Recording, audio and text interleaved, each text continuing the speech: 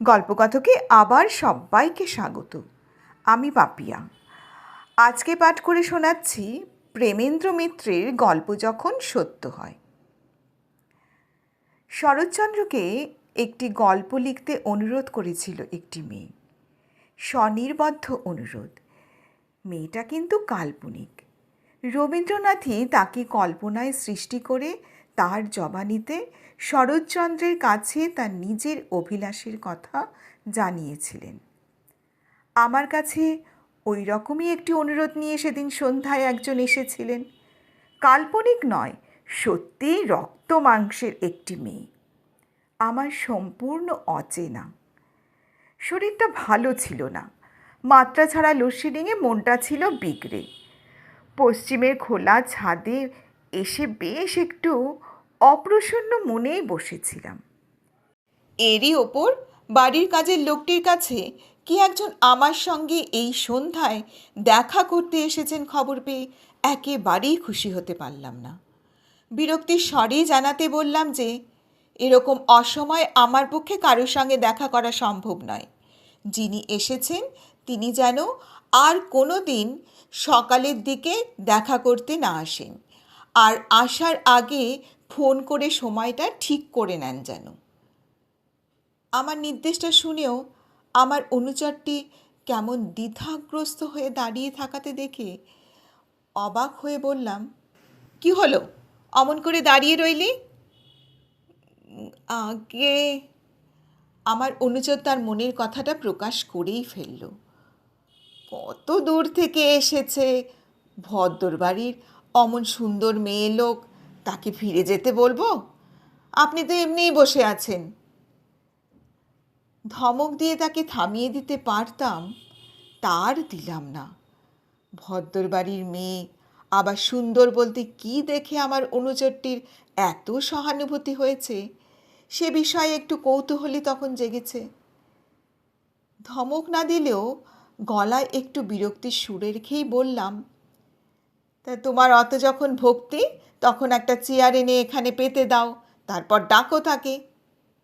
বাড়ির মধ্যে আলো না থাকলেও আমার এই খোলা ছাদে রাস্তার নিয়নবাতির আলো একটু পাই। এদিকের ঘোরানো সিঁড়ি দিয়ে যিনি ওপরে এরপর উঠে এলেন, রাস্তার বাতির অপ্রচুর আলোতেই তাকে যেটুকু দেখতে পেলাম তাতে বুঝলাম আমার অনুচরের বর্ণনা মোটেই অতিরঞ্জিত নয়। এই নাতি স্পষ্ট দেখাতেই তার দেহ সৌষ্ঠবের সঙ্গে একটু কমনীয় আভিজাত্যের আভাস পেলাম। আমার সামনে এনে রাখা চেয়ারটিতে তাকে বসতে বলার পর আমি আর কিছু বলার আগেই তিনি বললেন, আপনাকে একটু বিরক্ত করছি জানি, কিন্তু আমার সমস্ত কথা শুনলে আশা করি আমায় ক্ষমা করতে পারবেন। না, ক্ষমা টবা চাইবার মতো অপরাধ আপনি কিছু করেননি। আমি আলাপটা হালকা সহজ সুরে রাখার জন্য একটু হেসে বললাম, তবে দেখা করতে আসার আগে ফোন করে এলে আমার একটু সুবিধে হয়। কেন? ফোন তো আমি আপনাকে করেছি। ভদ্রমহিলা একটু ক্ষুব্ধ স্বরে তার বিস্ময় প্রকাশ করলেন। ফোন করেছেন? আমিও অবাক আর মনে করতে না পারা একটু লজ্জিত।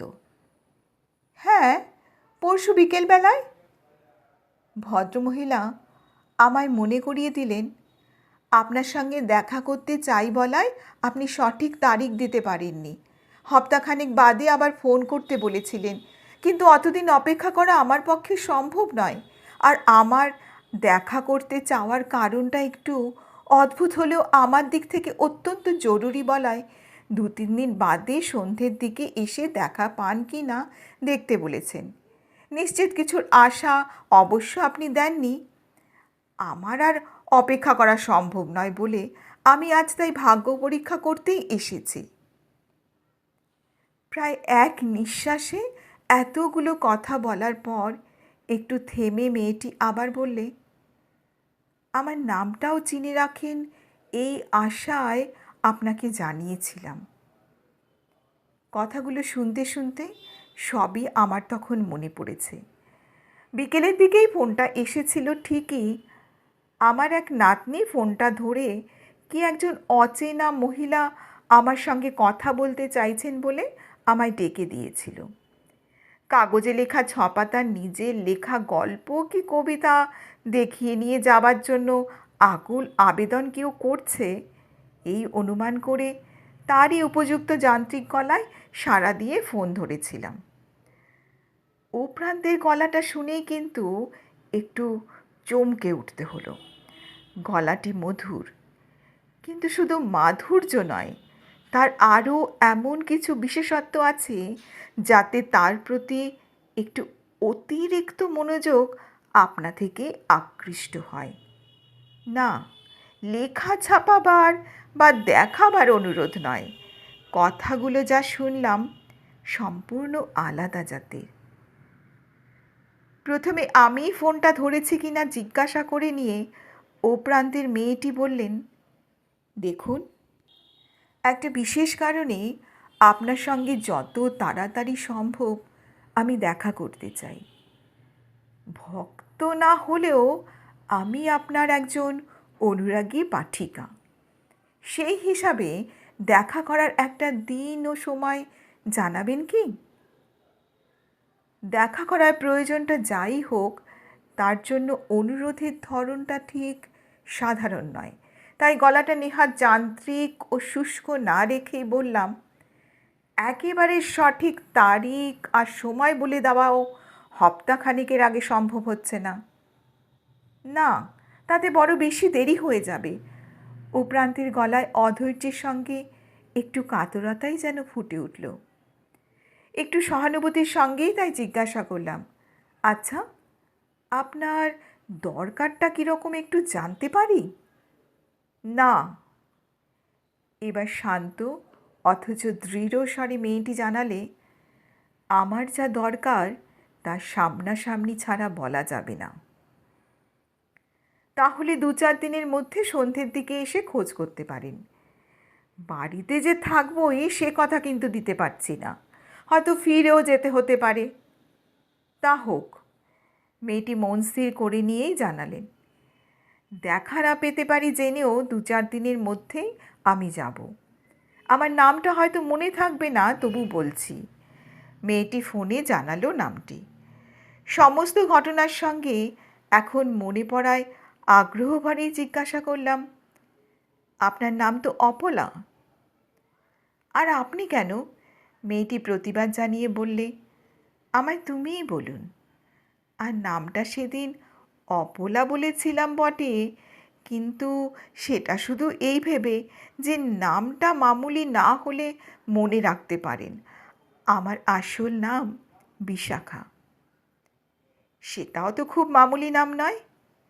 আপনি থেকে তুমি যাবার জন্যে দ্বিধাটা কাটাতে একটু থেমে তারপর বললাম, এটাও ঠিক নাম বলছো কি? হ্যাঁ, ঠিকই বলছি, বললে বিশাখা। আর আমি যে জন্যে এসেছি তাতে নামে ঠিক বেঠিক কিছু আসে যায় না। কী জন্য এসেছো সেটাই তাহলে এবার শুনি। রাস্তার আলোয় বিশাখার মুখটা উপরে যতটা সম্ভব ভালো করে লক্ষ্য রাখার চেষ্টা রেখে বললাম। বিশাখা কয়েক মুহূর্তের জন্য একটু ইতস্তত করল বটে, কিন্তু তারপর প্রায় সহজ শান্ত গলাতেই বললে, আমি আপনাকে একটা অনুরোধ করতে এসেছি। আমায় নিয়ে একটা গল্প লেখবার জন্যে অনুরোধ।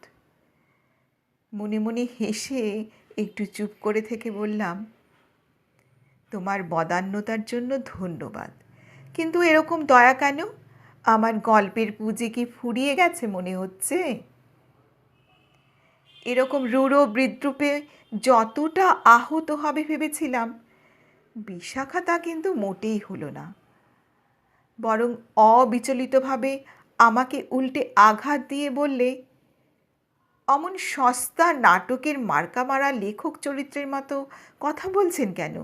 উদাহরণের কথা আপনার মুখে সাজে না। এই আঘাতটা আমার প্রাপ্যই ছিল, তাই রাগ না করলেও সেটা সামলে ওঠে উচিত মতো কিছু বলার আগেই বিশাখা আবার বললে, আপনার কাছে আমার আসার কারণ এই যে এমন একটা জট আমার জীবনে পাকিয়ে গেছে যা খুলবার কোনো উপায়ই আমি খুঁজে পাচ্ছি না।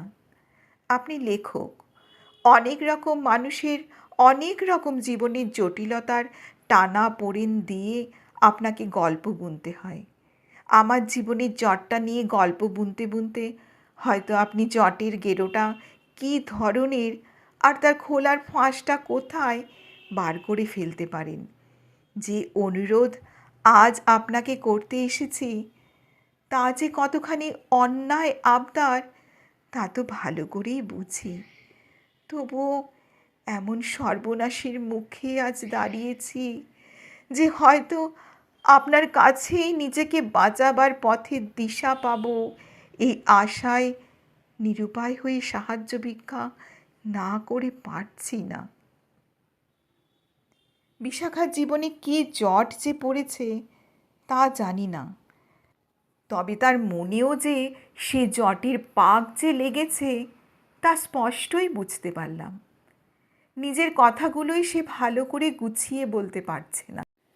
তবু তার সমস্যাটা যে কাল্পনিক কিছু নয় তা বুঝে সহানুভূতির স্বরেই জিজ্ঞাসা করলাম, সর্বনাশের মুখে দাঁড়িয়েছ বলছো? কী সর্বনাশ তা একটু বোঝাতে পারো?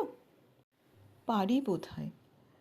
বিশাখা একটু চুপ করে থেকে চাপা কেমন একটু ধরা গলায় বললে, মেয়েদের জীবনে যার যে লজ্জার আর গ্লানির আর কিছু নেই, আমার সেই পদস্খলনে প্রায় অনিবার্য হয়ে উঠেছে। এমন অবস্থায় আমি পৌঁছেছি যে এ পরিণাম রোধ করার চেষ্টাটুকু পর্যন্ত আর বোধহয় আমি করতে পারবো না। কথাগুলো বলে বিশাখা আমার দিক থেকে মুখটা খানিকক্ষণ ফিরিয়ে রাখল। এরপর বেশ কয়েক মুহূর্ত সেও যেমন চুপ তেমনি আমিও। বিশাখাই প্রথম মুখ ফিরিয়ে মৃদু গলায় জিজ্ঞাসা করলেন, শুনবেন আমার কথা? বললাম, শুনবো, বলো। বিশাখা তার এখনকার সংকট বোঝাতে তার সমস্ত জীবনের গল্পই আমায় সেদিন বলেছিল। রাত বেড়েছিল, লোডশেডিং শেষ হয়ে বাড়ির ভেতরে আলো জ্বলেছিল। আমরা কিন্তু ছাদ থেকে উঠিনি। বিশাখা চলে গিয়েছিল রাত প্রায় 10টায়। তার আগে দীর্ঘ প্রায় 2.5 ঘন্টা ধরে সে তার জীবনের যত খুঁটি নাটি বিবরণ দিয়েছিল, এই কাহিনীর পক্ষে সেসব অবান্তর। সে বিবরণ সার কথা এই যে শিক্ষা দীক্ষা চাল চলনে আধুনিক যুগের সঙ্গে তাল রেখে চললেও বিশাখার যে পরিবারে জন্ম তা ভেতরে ভেতরে অত্যন্ত গোঁড়া ও রক্ষণশীল। স্কুল থেকে কলেজ জীবন পর্যন্ত বিশাখা তাই এক কলেজে যাতায়াত ছাড়া স্বাধীনভাবে চলাফেরা বা সমবয়সীদের সঙ্গে মেলামেশার কোনো সুযোগই পায়নি। তবুও এই বাধাবাদী নিয়মের জীবনেও মনে রং একবার একটু লেগেছিল। যার সম্বন্ধে মনে রং লেগেছিল তার নাম অতীশ। সে বিশাখার দাদারই এক সহপাঠী। এদের একটি সম্পর্কও তার পরিবারের সঙ্গে আছে। তাই আসা যাওয়া ও একটু আধটু কথাবার্তা বলায় খুব বাধাবন্ধ ছিল না। পাল্টা ঘর হিসাবে বিশাখার সঙ্গে তার বিয়ের সম্ভাবনার কথা গুরুজনদের নিজেদের মধ্যে আলাপে কখনো সখনো তার কানে এসেছে। তার নিজের মনের রঙের কোনো আভাস বিশাখা অবশ্য অতীশকে কোনো দিনও পেতে দেয়নি। এদিক দিয়ে অতীশের একদিনের একটি কথা শুধু মনে আছে। খুব মনে রাখবার মতো কথা হয়তো নয়, তবুও বিশাখার নিজের মনের রঙের দরুণে কথাটা তুচ্ছতার অনেক ওপরে উঠেছে। বড় অভিধান, এনসাইক্লোপিডিয়া ধরনের সব বই দাদার ঘরে থাকে। সেদিন সকালে সংস্কৃত অভিধানে একটা শব্দের সঠিক মানে জানার জন্যেই দাদার ঘরে গিয়েছিল। একটু চমকে উঠেছিল ঘরে ঢুকেই। দাদা ঘরে ছিলেন না। অতীশী একা ঘরের টেবিলে বসে কি লিখছিল। ঘরে একা অতীশকে দেখে প্রথমে ফিরে আসতেই যাচ্ছিল, কিন্তু আসেনি। বইয়ের র্যাকগুলোর দিকে এগিয়ে গিয়েছিল একরকম ধীর স্থিরভাবেই। অতীশ টেবিলের ওপরকার লেখা থেকে মুখ তুলে তার দিকে চেয়ে বলেছিল, কি অভিধান দেখতে তো? কোন কথাটা আটকালো এবার? ভেতরে আড়ষ্ট বোধ করলেও বিশাখা প্রায় সহজ গলাতেই বলতে পেরেছিল, আপনাকে বলে কি হবে? আপনি কি সংস্কৃত কথার মানে পারবেন? অতীশ দুহাত তুলে যেন ভয়ের ভঙ্গি করে বলেছিল, রক্ষা করো, সংস্কৃতের অনুস্বর বিসর্গ দেখলেই আমার পেট কনকন করে। তুমি অভিধানই দেখো। একটু হেসে তাই দেখেছিল বিশাখা। শব্দটা দেখার হয়ে যাওয়ার পর অভিধানটা বন্ধ করে র্যাকে রাখার সময় বেশ একটু অস্বস্তির সঙ্গে বুঝতে পেরেছিল যে অতীশ তার দিকেই চেয়ে আছে। সে চেয়ে থাকাটা যেন লক্ষ্য না করে উঠে ঘর থেকে বেরিয়ে যাওয়ার জন্য পা বাড়াতেই অতীশ বলেছিল, বিশাখা, তুমি এরকম বেগনি রঙের শাড়ি আর পরবে না, আমার ভালো লাগে না। এরকম অদ্ভুত কথা অতীশ হঠাৎ বলতে পারে ভাবতেই পারেনি বিশাখা। তার মুখ চোখ লাল হয়ে উঠেছিল, লজ্জায় অস্বস্তিতে। দু এক মুহূর্ত থমকে দাঁড়িয়ে থেকে সে তারপর ঘর থেকে বেরিয়ে গিয়েছিল। মনে যে স্বপ্নের আবেশটুকু লেগেছিল তা নিয়ে কিন্তু আর গাঢ় হতে পারেনি। তা ক্রমে ভেঙে গিয়েছিল চারিদিকের আঘাতে। কিছুদিন বাদেই তার নতুন এক জায়গায় বিয়ের সম্বন্ধ হওয়ার কথা শুনেছিল। সম্বন্ধ নাকি অত্যন্ত ভালো, অত্যন্ত নিষ্ঠাবান, প্রাচীন পণ্ডিত বংশ তো বটে, তার উপর পাত্র নিজেই বংশের মুখোজ্জ্বল করা অত্যন্ত কৃতী পুরুষ। অধ্যাপনায় তার বৃত্তি, বয়স হিসাবে অধ্যাপকের অনেক উচ্চ পদে সে প্রতিষ্ঠিত। এরকম একটা ভালো সম্বন্ধের সম্ভাবনা হওয়ার দরুন অতীশের কথাটা চাপাই পড়েছিল একেবারে। নতুন পাত্রে চেনাশোনা আপনার জনের কারুর সঙ্গে বিশাখার যোগাযোগও হয়েছে। তার সহপাঠিনীদের একজন নতুন পাত্রের আত্মীয় স্থানীয় হবার দরুন খবরটা জেনে তাকে ঠাট্টা করেছে, কিরে, দিনু গোসাইয়ের বাড়ির বউ হচ্ছিস? হ্যাঁ, হলামই না হয়, বিশাখা ঠাট্টার সুরে বলেছিল। তাতে দোষটা কি? দোষ? সহপাঠিনী গলায় প্রতিবাদের সুর তুলে বলেছিল, ও বাড়ির বউ অনেক পুণ্যিতে হয়। ওরা যেমন পণ্ডিত তেমনি নৈকস্য কুলীন বংশ, শুধু আচার বিচার নিয়ম নিষ্ঠার ঠেলা বড় বেশি। তার মানে? বিশাখা ঠাট্টার সুরেই বলেছিল, যেন ঠাকুর ঘরের সঙ্গে বিয়ে হয়েছে, অবস্থাটা এই রকম হবে কেমন? একরকম তাই বলতে পারিস। সহপাঠিনী হেসে বলেছিল, ওদের জ্ঞাতিগোত্তর হয়ে আমরাই খালি বলি যে ওরা টাকা করি তো বটেই, কাগজের নোট টোটও গঙ্গা জলে না ধুয়ে শুকিয়ে সিন্ধুকে তোলে না। খুব ভালো, খুব ভালো, বিশাখা হাসতে হাসতেই বলেছিল। ও বাড়ির বউ হলে কি করব জানিস? কারোর সঙ্গে প্রেম করে পালিয়ে যাব। বিশাখার সেই বাড়িতেই শেষ পর্যন্ত বিয়ে হয়েছিল। আচার বিচার নিয়ম নিষ্ঠা বাড়াবাড়ি নিয়ে যা সব শুনেছিল তা সম্পূর্ণ অতিরঞ্জিত ঘটনা বলে বুঝতে পেরেছে কিছুদিনের মধ্যেই। কিন্তু তার স্বামী এরকম সৃষ্টি ছাড়া কেন? এ বাড়িতে বিয়ে হওয়ার আগেই অনেক কিছুই সে মেনে নেবার জন্য প্রস্তুত হয়েছিল। মেনে নিজেকে মানিয়েও নিয়েছিল অনেক কিছুতে, আর তাতে খুব কষ্টও যে পেয়েছে তাও বলতে পারবে না মোটেই। শুধু তার স্বামীর বেলায় সব ধারণা কল্পনা নিষ্ঠুরভাবে মিথ্যে হয়ে গিয়ে তার সমস্ত আশা আকাঙ্ক্ষার সঙ্গে সব সংকল্পও চুরমার হয়ে যাবার অবস্থা হয়েছে। স্বামী যেমন মহাপণ্ডিত তেমনি শুদ্ধ, অত্যন্ত নিষ্ঠাবান, শাস্ত্রাচারী মানুষ বলে সে শুনেছিল। নিজেকে তার সহধর্মিণী হবার মতো করে তৈরি করে নেবে এরকম একটা প্রতিজ্ঞাও করেছিল মনে মনে। সত্যি কথা বলতে গেলে বিয়ের রাত্রে শুভদৃষ্টির সময় দেখে আশাতীতভাবে ভালো লেগেছিল স্বামীকে। বলিষ্ঠ দীর্ঘাকায় চেহারার, সত্যিই সুপুরুষ। আপত্তিকর একজোড়া ঝাঁপলা গোঁফ। মনে মনে তখনই ঠিক করেছিল ও গোঁফ খুব বেশি দিন চক্ষুপীড়া হয়ে থাকতে দেবে না। কিন্তু স্বামী ক্রমশ দুর্বোধ্য প্রহেলিকা হয়ে উঠে তার আশা আকাঙ্ক্ষা কল্পনা ধূলিসাৎ করে দিয়েছে। এক ঘরে একই ছাদের তলায় বাস করেও স্বামী যেন তার ধরাছোঁয়ার বাইরে ভিন্ন জগতের মানুষ। ঘুমোতে বিশাখা চায়নি, ঘুমোয়নি অনেকক্ষণ পর্যন্ত। কিন্তু স্বামী স্নান সেরে আসতে অসম্ভব দেরি হয়েছে। সারাদিন ফুলশয্যার এই অনুষ্ঠানের ব্যাপারে শরীরের ওপর যে চাপ গেছে, তাতে এক সময় দু চোখের পাতা আপনা থেকে জড়িয়ে গেছে। কখন যে ঘুমিয়ে পড়েছে জানতেই পারেনি।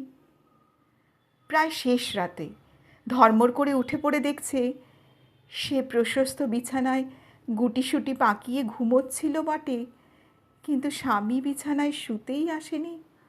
ঘরের একধারে একটা দিভানের আধশোয়া অবস্থায় ঘুমিয়েই চোখ বুজে আছেন মনে হয়।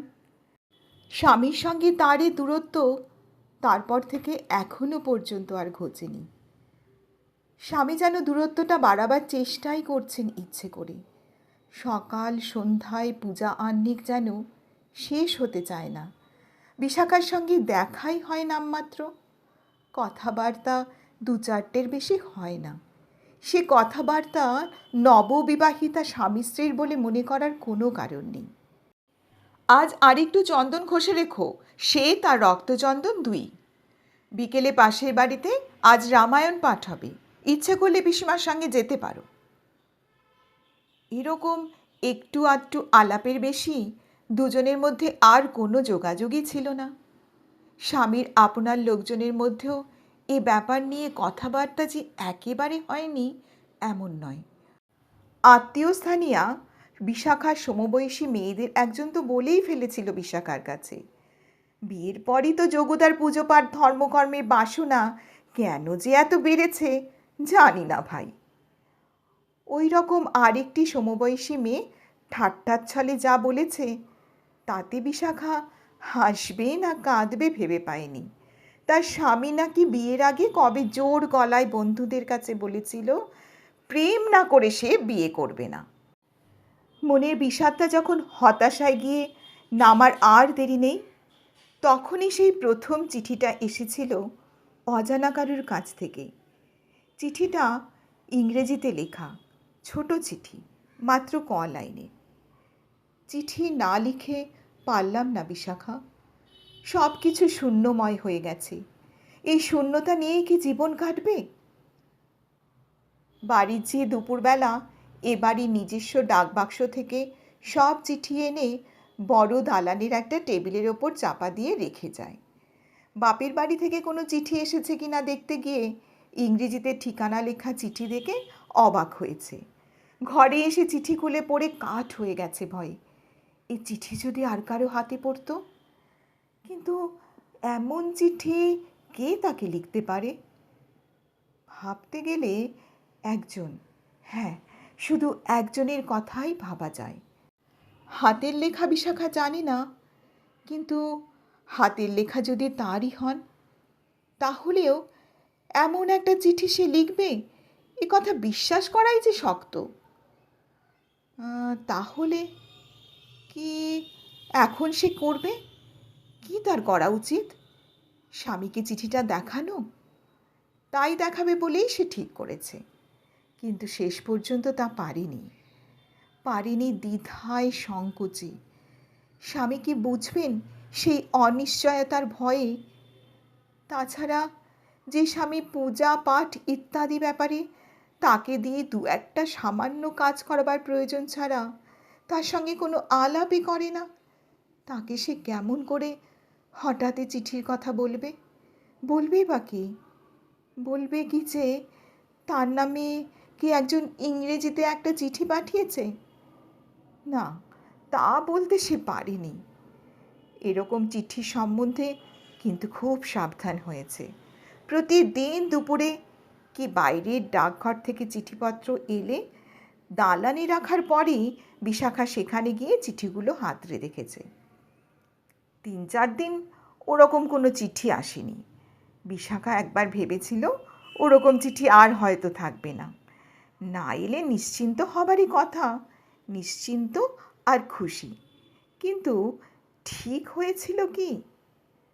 চিঠি আসতে পারে বলে যেমন উদ্বেগ আর ভয়, তেমনি একটা ঔৎসুক্যও কি মন থেকে মুছে ফেলতে পেরেছিল?